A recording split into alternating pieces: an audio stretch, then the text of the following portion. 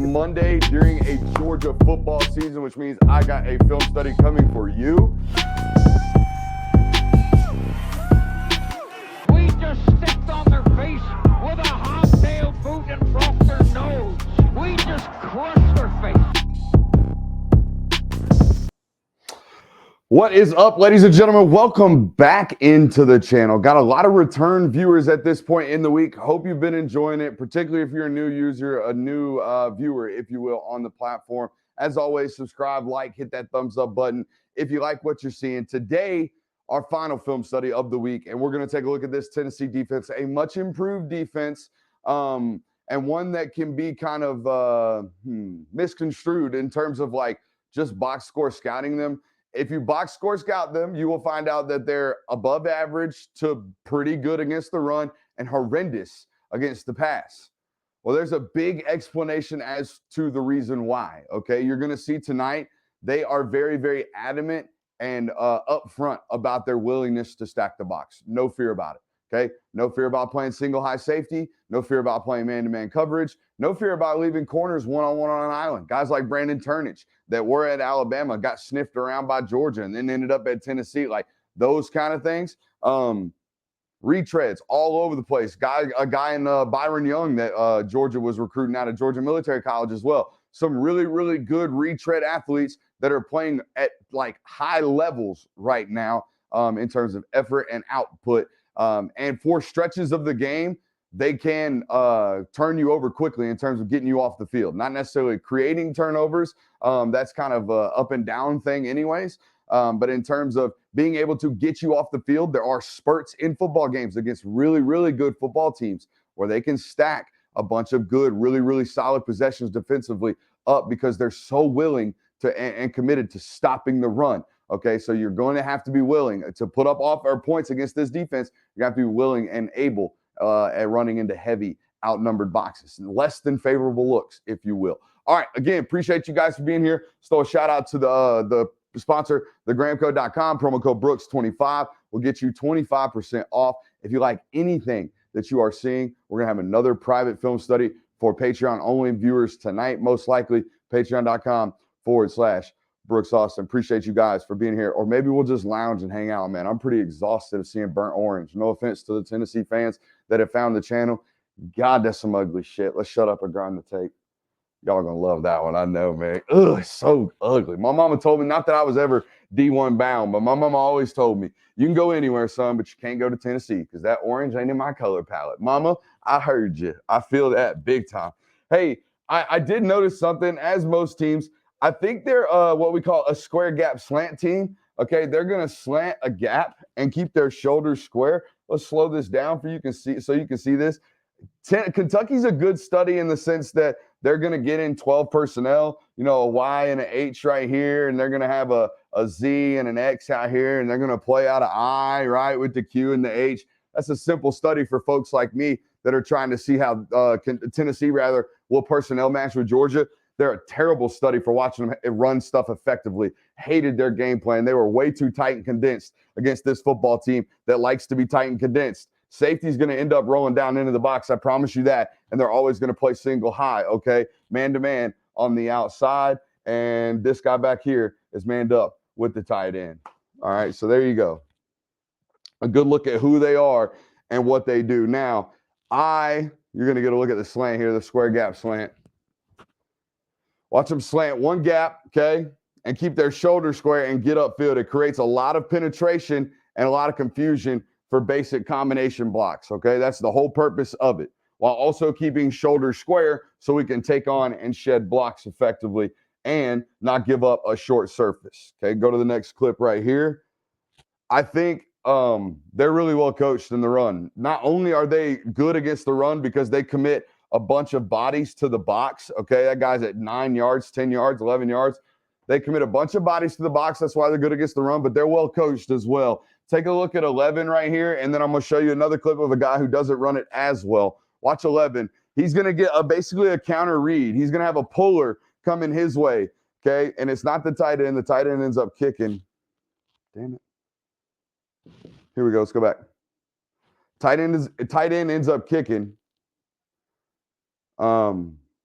But see how 11 shrinks space and gets his shoulders back inside. Take a look at this. I'll slow it down for you. Watch the front side end right here and watch how once he notices down block from his defense or from his tackle in front of him, check this out. Down block, I'm getting a puller. I'm going to shrink space, get my shoulder and my eyes and my hat back inside, and I'm going to strike as if it's a base block. It's called bent technique, right down the midline, slightly inside of that kicker. Now the wrapper can't get around nobody. The log's nice and ugly. Our guys in our extra hats can rally to the football and get the job done. It's an excellent job by Sticks right there. Now, let me show you another clip. Here's why I know they're well coached. Here's actually the replay of it. You can kind of see him shrink the space. Watch the end right here. He's circling the wrong thing, whoever's on the broadcast. This is the great play. This dude right here, 11. Watch him shrink the space, get his head inside, and strike and be violent with the force right here at the point. This is what was evident about this football team coming into this football game against Kentucky. They were not going to play soft or lay down and come out slow. And here's what I mean. What does the next guy do? When he gets a very similar look, what's the next guy do? Okay, and maybe he doesn't execute it as well. Maybe he doesn't see or key the read as fast. Maybe he doesn't identify it as quickly. Maybe he's not as violent in his approach. But as long as he is in the right gap, over time, we will play out. Over time, we will have success, right? Boom, jumps back inside and forces this thing to be logged, forces this thing to be bounced. Let's get our extra hats to the ball, rally, get him down. Again, y'all see a 7-yard result. Y'all see a 7-yard result. I see the young guy, the backup, whoever this dude is, coming in and aspiring to play with the same and correct technique. That's a well-coached team and a gap-disciplined football team. You're not going to find gaping holes against this defense anymore in the run game because they're committed and willing to fight to get their head across and play with gap integrity. Whoever drafts Will Levis, y'all can have him. Man. This stuff right here, y'all, this is basic levels. Watch it from the tight. It's a great play here, but hey, you know who this football team is. If you're in heavy 12, 13 personnel, Levis, you're in 13 personnel, son, okay? They never play too high. All of a sudden, they line up in too high, okay? When you come out of this play action, you best know that this front side safety is probably going to be sniffing around somewhere, right? Your butt probably should know that they're not going to remain in too high safeties based off the 13 personnel look that you got and based off film study. So the fact that he's shocked that this guy's just kind of hanging out as an overhang in the spot where he's trying to clear is kind of flabbergasting. That ball needs to be thrown right now, layered. Right now, okay? He waits an extra window longer, tries to flip it off of his back foot, and almost gets it picked. It's a great play by two, but it's also, come on, Levis, right? Come on, Levis. I think this is a big game for Kenny, and this is the reason why I've shown you two clips against Kentucky, and then we're going to move on from Kentucky. I can't watch this offense too much. Bad habits. It create bad habits for you. I'm serious. They did the thing where they tried to hire an offensive coordinator with similar tendencies as their last, but not as good, and they're like 80% as efficient as they were last year with way less players, right? Way less players. Their willingness and tendency, rather, to turn and spill and spend all these things out like in a log fashion and propensity to bounce these things like we're about to see from Rodriguez, this lends me to think this is very much so a Kenny McIntosh football game. Some of Kenny's best runs are that right there. Stiff the one defender, gas the rest as we capture the edge. Rodriguez, not necessarily this kind of back, right? Rodriguez is much more find the hole in the hole, and then we show a little gas and a little effort as we get out. Not an outside the tackles kind of a runner, but Kenny certainly can be. Here we go, on to the Alabama game. Can't learn a lot from this offense in the sense that they don't do a lot of what Georgia does, but we can learn a lot about what Tennessee is as a football team from this study. Sorry for the imaging. It's not as clear. 33 is their biggest flash player, okay? Don't know his name. I was making jokes with the 680 guys on the radio the other day. I'm not a names guy with the opposition. I got enough rosters and names to remember of my own here covering Georgia, okay? Especially when it comes to recruiting. When it comes to opposition guys, who if you flash, that's how I remember who you are. 33 flash player, 100%, a big-time flash player. He does stuff like this all day long. Big day for the Blitz pickup guys. They are going to bring 5 all day long. They are going to bring 5, at least, sometimes 6. They have no bones about it. No fear to light you up and get after you. A huge day for the Blitz pickup, okay? And here's the deal, man. I tell you guys, I try to lay it to you straight on this channel, okay? I absolutely do. Look what they're doing. Bringing 6. If they're willing to play cover 1 and rush 6 against Bama, they're going to do it against y'all. So get prepared. All right, wide receivers, get ready to win one-on-ones. Bryce Young, be ready to get the ball out. Stetson Bennett, be ready to get the ball out. Know where your hots are. Brock Bowers, be ready to win now. Kenny McIntosh, be ready to win out of the backfield immediately. All you guys, Cedric Van Pran, have your P's and Q's ready on your Blitz pickup, because this week of all weeks is the biggest week for it, okay? Massive week for how well you can study and retain those Blitz pickups. I love this rush from Byron Young at the top of the screen. I think we get a good look at it. This guy right here, hey, 6 is the one. He would scare me. The rest of them, I think, are team sack guys. If someone's going to dial up a rush in a key 3rd and 6, 3rd and 7, 3rd and 8, watch out for 6. He worries me. Just based off the scouting history I have of him, I think he's a freaking dude. All right, so watch out. I'd be looking out for 6. He's the one. Good speed rusher, good hands, good bend, and fights to finish. All right, he didn't get them there, but you'll see why here in a second. I love how Bama does this. And not everybody can do this, so don't go home and ask for your coordinator at home to do this, all right? But I've shown y'all on this network 100 times on 3rd and 6, 3rd and 10, 3rd and 15, how Georgia has a propensity to run digs, okay? Mostly with the X, right? Marcus Rosemi-Jacksaint, 9 out of his 12 catches or whatever this year are on digs. Can 100% put money on it. Bet money right now. But what Bama did under Sark, and what was so brilliant, and what Sark's so great about, is saying they're rolling safeties, they're playing kind of soft zone coverage off of this, right? All we got to do is really run to the spot, okay? Coach, we don't have to, we no longer have to do this. We can just kind of do that one, all right? And it's going to be just as effective. And guess what? We don't have to provide as much time for the quarterback. All the quarterback's really got to do is this right here, and then deliver a strike. Okay, I love how Bama does this. This isn't really a film study for this weekend. This is just me talking football with you. I love cover 3 beaters like that, because that's all that is. That's the Sark system mixed with, that's the Shanahan system mixed with the Sark system's college tendencies, right? Shanahan is known for these kind of single high beaters, just like this. There you get a good look at it. I mean, coverage was rather, I'm not going to say tight, but it was there, right? Going to 227 right quick, I think. No, we're going to stay right here. Guys, I think they rush long and hard, all right? And this clip right here, to me, let's count it. Either he's holding the ball too long or they got good coverage. Let's count it right here. Ready? Come on, snap it for me. 9. 1 Mississippi, 2 Mississippi, 3 Mississippi, 4 Mississippi. Pocket broke. Okay?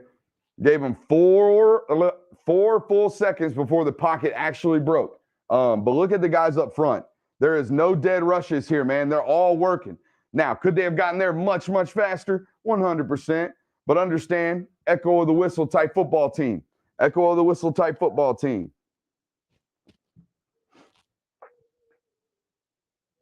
I can hear my son and my wife playing right outside the garage. Yes, it is a garage. I didn't mean to give away the secrets. Here we go. Hey, you're going to have to beat the free defender on Saturday. All right? I know it's in the red zone, so everyone plays cover 0 in the red zone, but I'm just telling you. In between the 20s and in the red zone, you're going to have a free defender on Saturday. We can't block them all. Okay? I'm telling you this if I'm speaking to you as a running back room. We cannot block them all. We're not going to be able to, okay? So that means when this guy or whoever the hell it is fires off the edge and he's standing right there at the line of scrimmage, Kenny McIntosh, Dejon Edwards, Jahmyr Gibbs in this case. All you got to do is make that one guy miss. If you make that one guy miss, we're banging our head on the goalpost, all right? But I'm telling you right now, I can guarantee it, there will be free runners on Saturday. There will. There will be guys that meet you at the line of scrimmage and are ready to talk about that action, and you're going to have to make a miss, okay? Safety alignment tells you everything. I've preached this on this network. And, I mean, Bama picks it up. I mean, here in a second, you're going to see all these guys point to this dude because they know he's coming, okay? But acknowledgement of the assignment and execution of the assignment are two different things, okay? Two totally different things. Everybody knows they got blitz. Get over there, too. Why? I get frustrated on teams that I'm not covering. He gets called for the hole because he's in a bad position. Why? You know he's coming. Why are you even checking inside? Why did you even put yourself in a bad position leverage-wise off the jump? Why not go meet him where he's at instead of letting him come to you and eat you alive to force you to have to hold? It's just silly. But again, they make no bones about who they are. They're going to bring pressure. They're going to play man coverage. And when they do play zone coverage, like I'm going to show you here in a second, they're going to show you. They're going to show you. You're going to make it nice, easy, and clean. We don't have to watch this. That's Bryce Young being great. If your quarterback can do that Saturday, that's awesome. They do have a propensity as a defensive line to really, really like jolt up field. And against good backs like Dejon Edwards and Kenny, most of the time they find those holes. Look how layered this defense is right here, right? You got a defensive end all the way upfield, got a defensive tackle getting met at the line of scrimmage. The center's already up onto the mic, it looks like to me. Defensive ends back inside, outside linebackers all the way here, and a defensive tackle's all the way over here. Have you ever heard the concept of building the wall? Stopping run defense is no different than that, right? You have to build the wall and suffocate the ball carrier, right? We want to build a wall at the line of scrimmage. What we don't want is a guy here, a guy here, a guy here, and a guy here, and a guy here. Because what creates is channels everywhere, right? Alleyways everywhere. And against great backs, right, they're going to find these alleyways and channelways. So what I'm trying to tell you is if all of a sudden things look doom and gloom and then here comes 30 just popping right out of a hole, that's why, okay? There you go. There you can kind of see the good look at all the different angles, right? You're too far upfield. You're actually doing a great job, shoulder square. You're attacking the blocker. That's not bad. You're too far upfield. It's just too much of a different, we're all over here, right? We're all on different levels. That's not defense. That's not good, solid run defense. They get it cleaned up, though. I guarantee you that. I've met this defensive coordinator on the trail. He all about his business, all right? He is all about his business, and this defense is all about their business. They don't blow. I don't see a lot of blown assignments. They're heavily penalized, but it is what it is. Here you go. Check this out. Totally different picture. Totally different picture, right? Box kind of empty, okay? Linebackers on even levels, all eyes on the quarterback, eyes on the quarterback, eyes on the quarterback, eyes on the quarterback, too high, right? Too high safeties. What are we thinking, team? At home, what are the red lights blinking? Zone defense, right? Zone defense. That's exactly what's happening. All right, so everybody on the field knows they're running zone. For the first time all game, they have flipped into zone. So guess who finds the hole in the zone?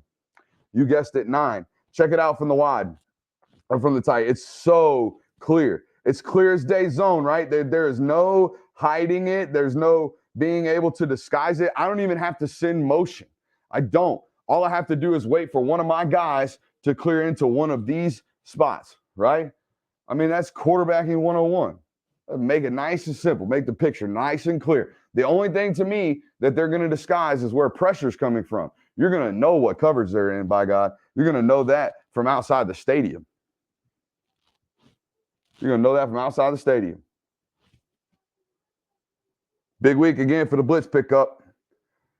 Bama started doing this. I'm not even going to check with the back. I'm just going to check the back out, and we're just going to automatically get to the hot. That's fine if you got one of those guys. Georgia has kind of one of those guys. I don't know if they have they don't have this guy, if you know what I mean. So you got one or two options. Stay in there and pick the blitz up or check it out. and they checked it out a lot. They're rushing at least 5 every single time. Here it is again. This is what I mean by telling you that, like, Bama's going to check out every single time. They like these backs. Bryce Young likes to play on time a lot of the time, except for when he doesn't, and then he plays on the most time. He tries to extend the all the time.